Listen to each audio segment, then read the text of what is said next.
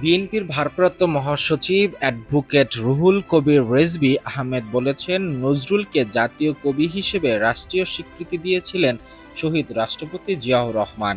মঙ্গলবার নজরুল বর্ষোদযাপনের অংশ হিসেবে শিল্পকলা একাডেমি আয়োজিত আমি হব সকালবেলার পাখি শীর্ষক সাংস্কৃতিক অনুষ্ঠানে প্রধান অতিথির বক্তব্যতায় তিনি একথা বলেন।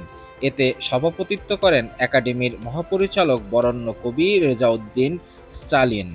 বর্তমান সময়ে মাদকের ভয়াবহতা তুলে ধরে রুহুল কবির রিজভী বলেন, নজরুলের গান, কবিতা শিশুদের বিশেষ চর্চা করতে হবে। বাংলাদেশ শিল্পকলা একাডেমির বর্তমান কার্যক্রমের প্রশংসা করে প্রতিটি অনুষ্ঠানে শিশু কিশোরদের সুযোগ করে দেওয়ার অনুরোধ জানান বিএনপির ভারপ্রাপ্ত মহাসচিব। সভাপতির বক্তব্যে একাডেমির মহাপরিচালক বরেণ্য কবি রেজাউদ্দিন বলেন, সবাই মিলে একটি অসাম্প্রদায়িক বাংলাদেশ গড়ে তুলব।